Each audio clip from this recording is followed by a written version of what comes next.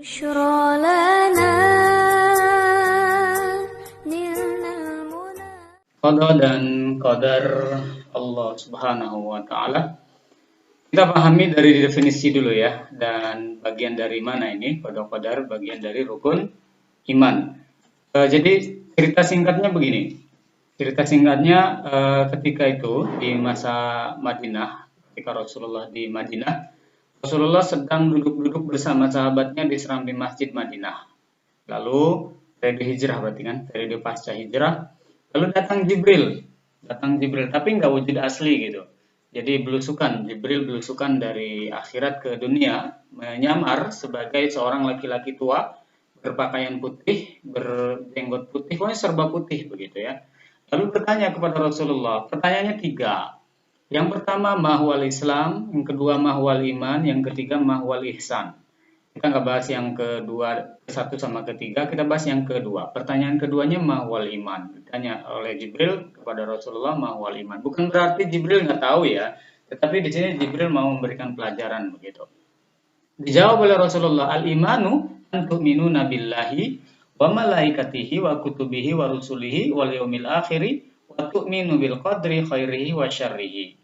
Kata sabda Rasulullah, iman itu begini, iman itu engkau percaya kepada Allah, itu iman.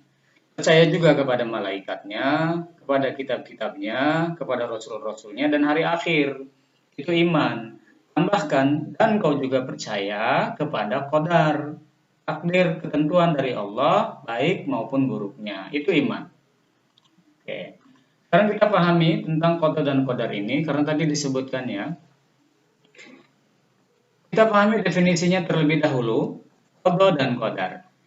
Secara bahasa, qada itu artinya banyak sekali. Di sini ada hukum, ada ketetapan, keputusan, pemerintah, kehendak, mewujudkan dan sebagainya. Ini secara bahasa, atau kalau ilmu ilmiahnya itu secara etimologi katanya. Nah, secara terminologinya atau secara istilahnya adalah ketetapan Allah sejak zaman azali. Ketetapan Allah. Allah menetapkan sesuatu. Apa ketetapannya? Contohnya, ya kita lahir sebagai manusia, ketetapan Allah. Adanya bumi, ketetapan Allah. Adanya langit, adanya laut, adanya gunung dan sebagainya, semua ketetapan Allah. Adanya jin, malaikat, semua ketetapan Allah. Sejak zaman azali. Apa nih zaman azali? Zaman azali itu zaman bahula. Zaman dulu sebelum alam semesta diciptakan, ketika tidak ada ruang dan waktu, itu zaman azali. Jaraknya sekitar 50.000 tahun sebelum alam semesta diciptakan. Itu ada hadis yang mengatakan itu. Tentang apa ketetapannya itu? Tentang segala sesuatu yang berkenaan dengan makhluk. Semua yang selain Allah adalah makhluk. Ya, binatang makhluk, tumbuhan makhluk, manusia juga makhluk, dan sebagainya makhluk. Kemudian ini contohnya, contoh dari qada ketetapan ini. Ketetapannya misalkan Allah tetapkan usia bagi manusia. Allah tetapkan ajal bagi manusia, Allah tetapkan rezeki bagi manusia, Allah tetapkan jodoh bagi manusia, dan lain-lain. Itu ketetapan. Tetapi ketetapan di dalam qada ini, ketetapannya masih global, masih umum begitu. Nah, dirinci dengan qadar. Qadar ini gabung ya, bersatu dia. Seperti dua sisi mata uang begitu. Nama apa itu qadar? Qadar ini kalau dari segi bahasa, hukum sama. Karena ini dari Allah juga, kemudian kepastian, peraturan, ukuran. Nah, yang paling sering dipakai itu ini ukuran nih. Ukurannya berapa gitu ya. Secara istilah, perwujudan kehendak Allah. Nah, ini kan kehendak Allah nih, ketetapan Allah. Perwujudannya itu qadar gitu. Perwujudannya qadar, ukurannya itu qadar. Peraturannya qadar, kepastiannya, kadarnya itu qadar. Contohnya ini, Allah menetapkan usia. Usia kan masih global. Kemudian qadarnya berapa? Misal 63 tahun. Tergantung tentunya kan, tergantung dengan takdir dari Allah ketika menetapkan ini berapa begitu. Ada yang 63 tahun sesuai dengan usia Rasulullah Shallallahu Alaihi Wasallam ketika wafat. Ada yang usianya masih kelas 8 SMP semesta sudah wafat. Itu ada ya kan, belum lama ini. Mudah-mudahan Allah ampuni dosanya, dimasukkan ke dalam surganya, keluarganya diberi kesabaran. Nah, ini qadarnya Allah. Jadi diberikan takarannya begitu ya, takarannya. Kalau misalkan Allah mengqadakan beras, nanti berasnya itu berapa kilo, berapa liter dan sebagainya. Kira-kira begitu ya, qada dan qadar. Mudah-mudahan dengan ini bisa dipahami ya. Kalau yang qada ini, ketetapan Allah ini kita nggak bisa ngotak-ngatik nih ya, nggak bisa ngotak-ngatik berapa yang diberikan Allah, apa yang diberikan Allah yaitu kita terima. Kalau yang ini di sini kadang ada ikhtiar manusia yang bisa kita mengotak-ngatik di sini yang dikenal dengan takdir muallak. Ya, nanti kita bahas itu. Kita bahas yang takdir dulu. Jadi qada dan qadar ini kalau digabung itu disebut dengan takdir. Jadi takdir itu apa, Pak? Ya takdir itu ya qada qadar itu. Gitu. Sama dengan begitu ya, sama dengan. Cuman di definisinya itu kalau yang takdir secara keseluruhan di sini di qadanya ini. Kalau yang ada ikhtiar manusianya itu di qadarnya gitu. Karena apa? Karena nanti ada pertanggungjawaban dari setiap perbuatan manusia. Misalkan begini. Allah sudah menetapkan usia. Usianya 63 tahun. Nanti 63 tahun ini dipakai untuk apa? Nah, nanti di sini ada usia pertanggungjawabannya. Kemudian Allah tetapkan rezeki. Nanti rezekinya itu kemudian dipakai didapat dengan cara bagaimana, digunakan untuk apa gitu ya. Kemudian jodoh, misalkan dijodohkan dengan si A, nanti dengan pergaulan di dalam rumah tangganya, perbuatannya, kasih sayangnya atau kezolimannya itu semua nanti akan dimintai pertanggungjawabannya begitu. Akan dipertanyakan dan dimintai pertanggungjawabannya. Mudah-mudahan bisa dipahami. Dalilnya, ya kan kita perlu dalil kan. Nah, dalilnya di dalam surat Al-Qamar ayat 54, inna Allah menggunakan domirna, nahnu, artinya sesungguhnya kami. Di sini kalau yang mengerti domir itu kata ganti ya, kata ganti. Di sini ada kata ganti nahnu yang digabung ke sini diwakili oleh huruf nun. Inna, sesungguhnya kami. Allah menggunakan kami. Kenapa Allah nggak menggunakan aku? Boleh-boleh saja Allah menggunakan aku ya, itu hak prerogatifnya. Boleh-boleh juga Allah menggunakan kami, hak prerogatifnya juga. Di sini berarti ada Allah mengajarkan kita untuk tawadhu ya. Allah mengajarkan kita untuk rendah hati. Allah melibatkan di sini kami. Kira-kira Allah bersama siapa? Nah, Allah bersama dengan para pembantunya ya, dengan para malaikatnya begitu. Misalkan ketika Allah menurunkan hujan kan ada malaikat yang ditugaskan untuk menurunkan hujan dan sebagainya. Kulla syai'in menciptakan segala sesuatu khalaqnahu kami ciptakan biqadar dengan ukuran. Ada ukurannya ya. Si A tinggi badannya sekian, berat badannya sekian, rezekinya nanti penghasilannya misalkan bulanannya sekian. Kalau ada yang dia ambil misalkan yang bukan haknya nanti Allah akan ambil kembali dan seterusnya ya. Usianya ada ukurannya, ajalnya ada ukurannya, dan seterusnya semua memiliki ukuran. Ya, badan semut sekian ya ada ukurannya, tinggi pohon sekian ada ukurannya, dan sebagainya. Tutup dulu mungkin, saya belum selesai. Kita lanjut. Dalil yang lain di dalam surat Al-An'am ayat 59. Al-An'am ayat 59, ini tentang Lauhil Mahfuz, berbicara tentang Lauhil Mahfuz. Lauhil Mahfuz itu ini ya apa namanya ya kalau bahasa biar mudah dipahami ya, Pak Rian jelaskan biar mudah dipahami, itu seperti administrasinya Allah begitu. Analoginya agar mudah dipahami. Sekolah itu punya administrasi ya, punya ruang administrasi. Di dalam ruang administrasi itu semua sudah tercatat. Absensi siswa tercatat, jumlah siswa tiap kelas tercatat, nama orang tua, alamatnya, nomor HP-nya, kemudian ijazah-ijazah sebelum-sebelumnya itu semua ada di sana, tercatat semua di sana, lengkap di administrasinya Allah Subhanahu wa taala. Di administrasinya sekolah. Nah, alam semesta ini sebelum diciptakan Allah memiliki ruang administrasinya. Simpelnya begitu ya. Ini namanya Lauhil Mahfuz. Di dalam Lauhil Mahfuz ini semua sudah ada tercatat, semua tercatat di sini. Di dalam kitab yang nyata, di dalam Lauhil Mahfuz ini. Nah, dalam catatannya ini Allah mengetahui semua yang gaib, Allah mengetahui semua yang tersembunyi baik di daratan maupun di lautan, bahkan selai daun yang gugur pun Allah mengetahui. Contoh, analogi, contohnya. Nabi Yunus alaihi salam. Nabi Yunus alaihi salam, tahu kisahnya ya? Siapa Nabi Yunus? Dia yang ditelan oleh ikan. Ikannya namanya ikan Dunnun ya, di laut yang sangat besar. Ada yang mengatakan itu paus biru ya, bisa jadi ikan terbesar paus biru misalkan menelan Nabi Yunus alaihissalam. Nah, Nabi Yunus mengalami 3 jenis kegelapan. Pertama, kegelapan perut ikan. Dia masuk ke dalam perut ikan, suasananya gelap gulita. Kemudian dia mengalami kegelapan lautan karena oleh ikan itu dibawa kemana-mana di dalam lautan kan pastinya, sehingga dia mengalami dua jenis kegelapan. Kemudian yang ketiga, dia juga mengalami kegelapan malam karena 3 hari 3 malam. Kalau nggak salah 3 hari 3 malam di dalam perut ikan itu. 3 jenis kegelapan. Apakah Allah tidak tahu nasibnya Nabi Yunus? Tentu Allah tahu.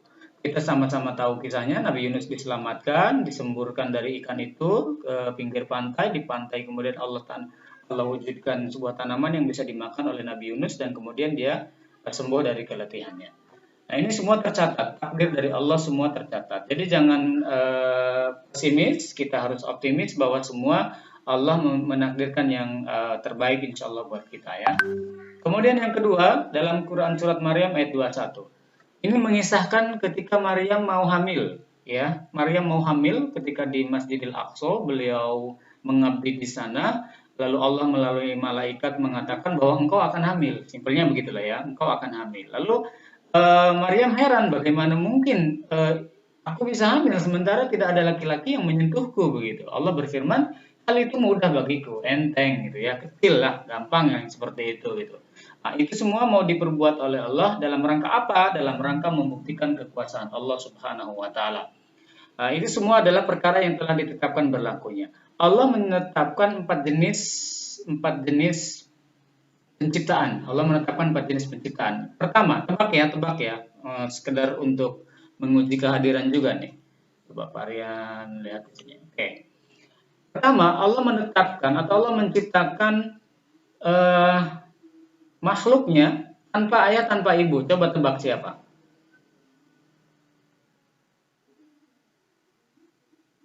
Nabi Adam. Nabi Adam, Adinda. Ada yang diciptakan tanpa perantaraan perempuan, hanya dengan perantaraan laki-laki. Siapa?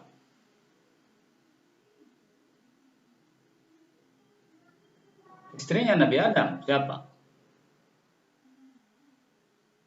Hawa. Hawa. Kan diciptakan dari tulang rusuk laki-laki tanpa perantaraan perempuan. Nah, ada yang diciptakan tanpa perantaraan laki-laki, yaitu Nabi Isa alaihissalam. 3. Yang keempat, dengan perantara laki-laki dan dengan perantara perempuan. Siapa? Ya, kita semuanya. 4 jenis penciptaan ini Allah beberkan, Allah berikan kepada kita untuk membuktikan kekuasaannya.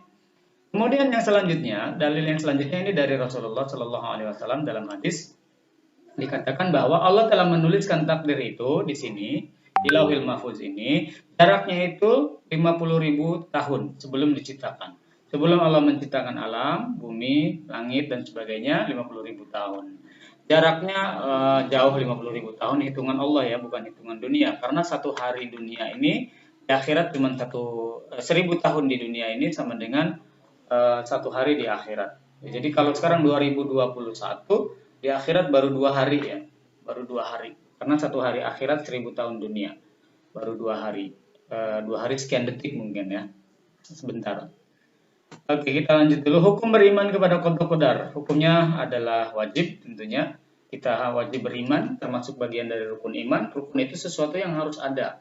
Kalau dia beriman, ya rukun imannya harus dipakai semuanya. Kalau dia berislam, ya rukun Islamnya harus dipakai semua. Kalau mau menikah, rukun nikahnya dilengkapi semuanya. Kalau mau haji, rukun haji semuanya dilakoni.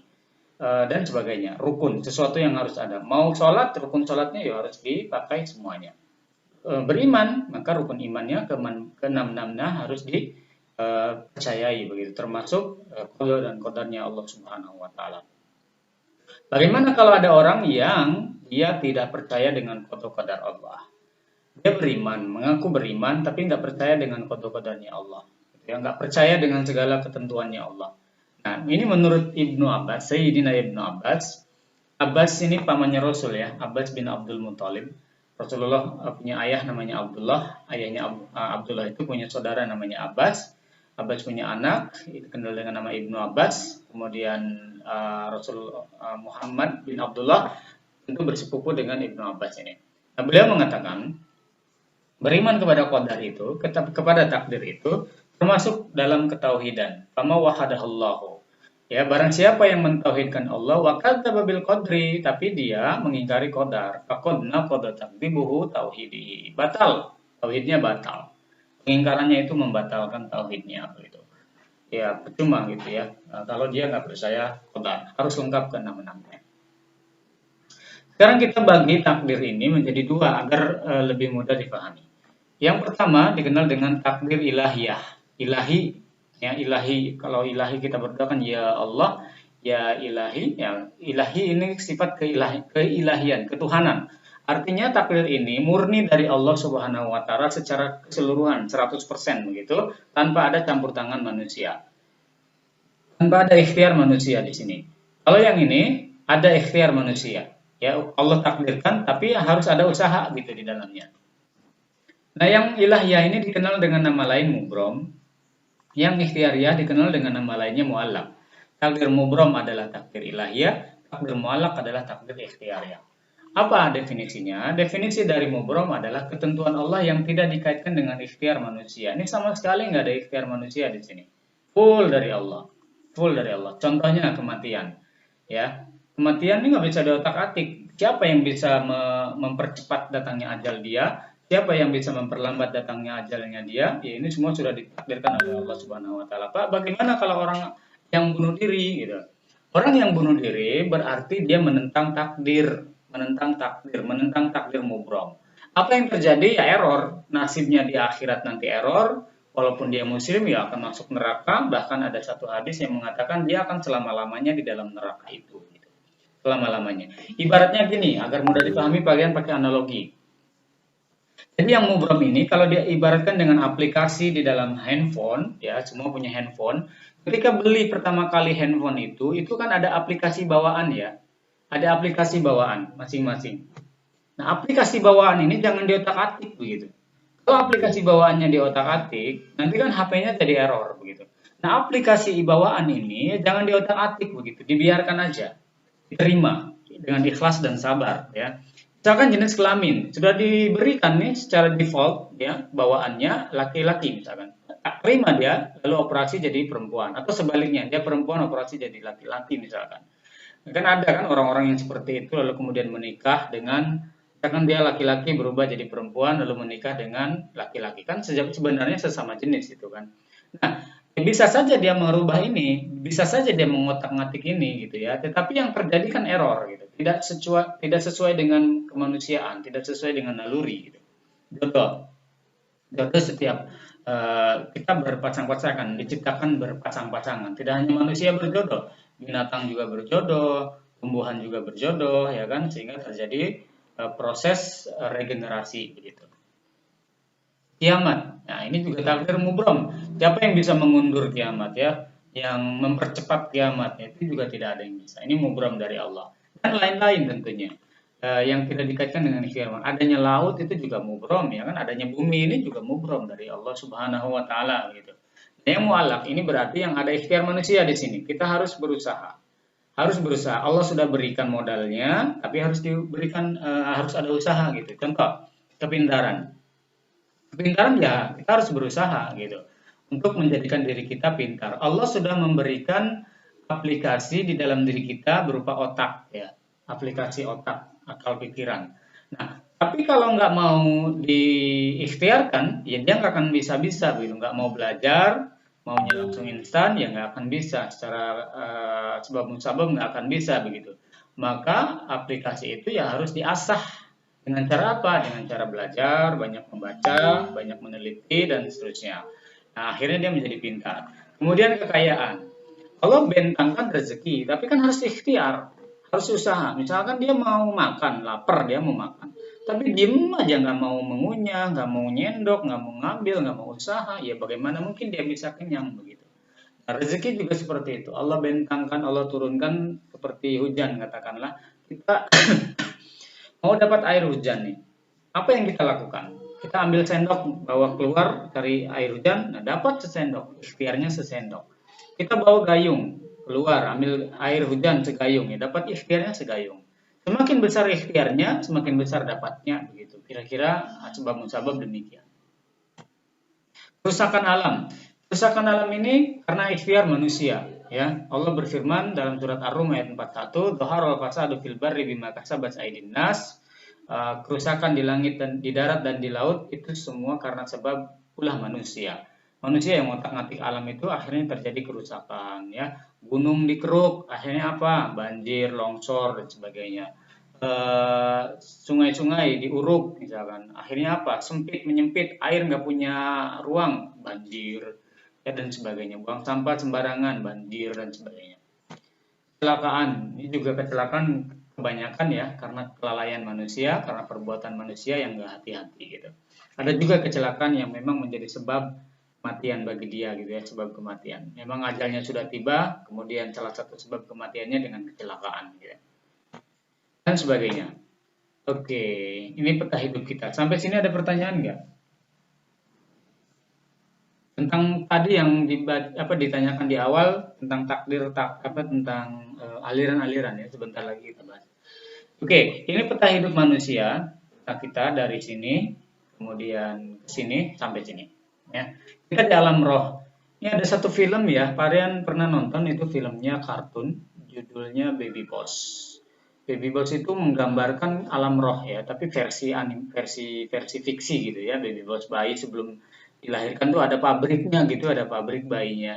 Tidak seperti itu ya dalam Islam, bahwa kita berada di alam roh. Nah, di alam roh ini semuanya ternyata adalah muslim.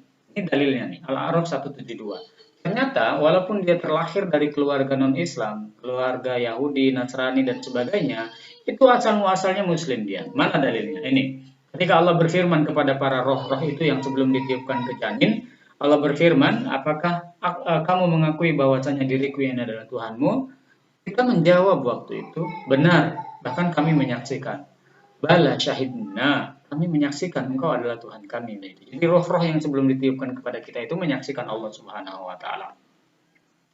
Kemudian dimasukkan ke dalam alam rahim, janin kita itu diberikan rohnya ketika usia 4 bulan ya. Ketika usia 4 bulan. Maka kalau ada yang aborsi di atas 4 bulan ke atas itu sama dengan pembunuhan. Karena apa? Nyawanya sudah dimasukkan, ruhnya sudah dimasukkan. Kalau ada yang aborsi di bawah 4 bulan, itu juga termasuk perbuatan ilegal ya, yang dilarang. Dan ngeri sekali jumlah angka aborsi di Indonesia ini. Setiap tahunnya itu bisa sampai angka 20 juta gitu. Dan 30%-nya yang melakukan adalah para remaja. Na'udzubillah, mudah-mudahan Allah melindungi kita semuanya. Lalu kita dimasukkan ke dalam dunia. Ini semua takdir Allah ini. Alur seperti ini ya kita semua takdir Allah. Nah, di sini juga ada yang memberikan pilihan kan, ketika yang memilih untuk dimasukkan ke sini ya monggo gitu kan. Nanti akhirnya dia kalau sukses ujiannya di sini, ujiannya kan di sini ya. Ujiannya di sini. Jadi ibarat kita ini di luar kelas gitu ya, di luar kelas, kemudian masuk ke sekolah, kemudian masuk ke kelas. Nah, di kelas nih diuji gitu dengan ujian-ujian, ada ujian praktik. Nanti kan banyak ujian praktik kelas 12 ya. Ada ujian lisan mungkin, ada ujian tertulis mungkin, dan sebagainya. Praktik juga di sini ya, laboratorium dan seterusnya. Nanti selamat atau enggak, sukses atau enggak. Kalau sukses di sini nanti menjadi yang terbaik, bahkan lebih terbaik daripada malaikat begitu ya. Final countdown-nya di sini ya, surga atau neraka. Kalau gagal ya di sini ya, mampir dulu ke sini. Kalau yang muslim nanti mampir dulu ke sini ya, icip-icip di sini. Nanti kalau udah selesai icip-icipnya masuk ke surga. Oke, takdir menurut waktunya. Kapan Allah menetapkan takdirnya? Yang pertama, yang secara keseluruhan, yang secara general, yang di sini di Lauhil Mahfuz. Tadi sudah Varian bahas. Kemudian ketika rezeki, azal, dan amalan manusia diciptakan, sebelum diciptakannya makhluk, Allah tetapkan ini. Kemudian sebelum ditiupkan ke dalam ruh, kemudian ketika tahunan, kalau ada yang meraih Lailatul Qadar, dia berdoa, bisa saja itu merubah nasibnya begitu. Di malam Lailatul Qadar dia dapat, kemudian berdoa kepada Allah, misalkan minta umur panjang, seharusnya umurnya 40 tahun sudah meninggal, Allah kabulkan, jadilah 60 tahun misalkan, bisa jadi. Atau karena doa yang mustajab, ya, seperti doa mustajab. Orang tua mendoakan anaknya, ya Allah, semoga anak saya selalu selamat, begitu. Kasus kemarin yang Sriwijaya Air itu kan ada kisah-kisah yang ini ya, yang unik ya. Di antaranya mereka yang selamat karena nggak jadi naik pesawat begitu. Yang Varian baca itu ada salah satunya mahasiswa begitu sudah sampai bandara, orang tuanya telepon begitu. Nah, ini mahasiswa ya. Nah, kamu nggak usah pulang di sana aja, tetap di sana aja gitu ya. Nurut sama orang tuanya, sama ibunya nih nurut gitu ya. Akhirnya dibatalkan, padahal udah beli tiket di bandara. Kemudian terjadilah kejadian itu gitu. Nah, ini mungkin doa orang tua yang mustajab yang seharusnya dia meninggal, misalkan ya, seharusnya dia meninggal ikut dalam jamaah pesawat itu, lalu kemudian karena doa yang dikabulkan oleh Allah, kan doa orang tua itu mustajab ya, apalagi doa ibu mustajab dikabulkan sehingga berubah gitu takdirnya, berubah nasibnya. Bisa nggak yang seperti itu? Ya Allah Maha berkehendak. Innallaha ala kulli syai'in qadir. Allah Maha berkuasa atas segala sesuatu, ya sangat mungkin itu terjadi. Tiga aliran takdirnya yang ditanyakan tadi. Mungkin ini udah nggak ada zaman sekarang ya, wallahu alam, secara kelompok gitu ya, secara kelompok. Oh saya Jabariyah, oh saya Qadariyah, oh saya Asy'ariyah. Mungkin yang mengaku-mengaku wallahu alam mungkin sudah nggak ada di zaman milenial seperti ini. Tetapi yang memahaminya bisa saja masih dipahami ya secara paham. Segala sesuatu sudah ditetapkan manusia tidak punya kehendak. Jadi kita ini seperti wayang yang dikendalikan oleh dalang. Dalang punya kuasa, wayangnya nggak punya kuasa. Nah, ini jadi nggak benar juga ya, karena ada kehendak parsial yang Allah berikan kepada kita. Kehendak parsial itu kehendak yang terbatas begitu. Kalau kita mau jalan, bisa nggak? Bisa. Mau berdiri, mau duduk, ya bisa. Mau olahraga, ya duduk. Tapi kan ada kehendak-kehendak, ada keinginan-keinginan kita yang terbatas. Misalkan kita ingin terbang, kan nggak bisa. Ingin menghilang, nggak bisa juga. Nah, itu yang Jabariyah ya, bahwa kita semua nggak punya kehendak gitu. Padahal di satu sisi kita punya kehendak. Kalau dilihat secara tubuh kita ini Jabariyah gitu ya. Kita nggak punya kehendak nih. Menghendaki jantung istirahat 5 menit kan nggak bisa kita. Menghentikan nafas kita, menghentikan detak apa namanya ya, kedip mata kita itu kan semua sebenarnya Jabariyah. Di dalam tubuh kita ini Jabariyah gitu ya. Lambung bekerja sendiri. Kita nggak punya kehendak untuk mengistirahatkan lambung gitu ya. Darah mengalir, kemudian apa lagi? Eh, Ginjal bekerja, kemudian apa lagi? Hati kita terus bekerja dan sebagainya. Itu sebenarnya di dalam tubuh kita ya Jabariyah gitu ya. Jabariyah. Tapi dalam luarnya itu kan kita punya kehendak begitu. Kemudian Qadariyah ini 180 derajat berlawanan dengan Jabariyah, bahwa manusia itu bebas berkehendak sesuka hati. Dia mau ngapain aja terserah gitu ya. Mau ini mau gitu ya terserah. Manusia full punya kehendak. Ini juga nggak benar juga kan, karena ada kehendak-kehendak kita yang terbatas gitu, yang nggak bisa kita lakukan. Nah, yang benar ini yang tengah-tengah nih. Kita menengahi aja. Karena yang terbaik adalah yang tengah-tengah. Khairul umur ausyatuha. Sebaik-baik perkara itu yang tengah-tengah gitu. Terlalu ke kanan, fanatik terhadap suatu golongan, ya jangan. Terlalu ke kiri, ekstrim ya, radikal, ya jangan juga. Lebih baik kita tengah-tengah ya, toleran, saling menghormati, saling menghargai gitu, yang tengah-tengah aja. Nah, ini yang terbaik ya, bahwa memang kita itu ada yang tak bisa kita ubah, tapi ada juga yang bisa kita usahakan. Bagaimana yang sudah kita pelajari. Oke, ini slide-nya, waktunya tinggal sebentar lagi. Ini hikmahnya, melatih diri untuk banyak bersyukur ketika takdir Allah itu sesuai dengan keinginan kita. Bersabar ketika takdir itu tidak sesuai dengan keinginan kita. Misalkan kecelakaan, kematian, itu semua kan yang membuat kita harus bersabar.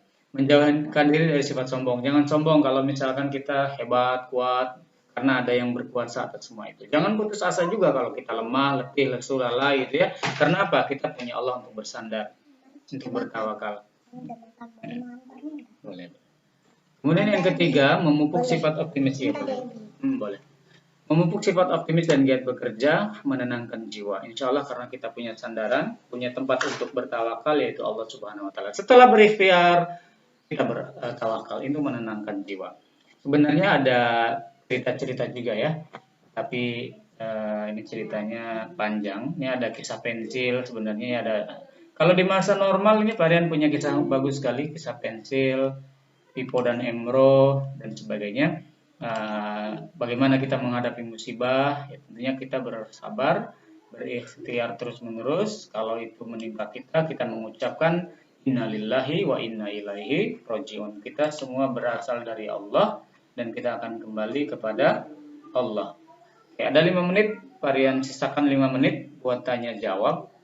Kalau ada yang mau bertanya, yang Jabariyah yang bertanya tentang aliran ini masih difahami, masih tidak difahami atau sudah difahami, monggo. Kalau ada pertanyaan lain, misalkan terkait materi juga monggo.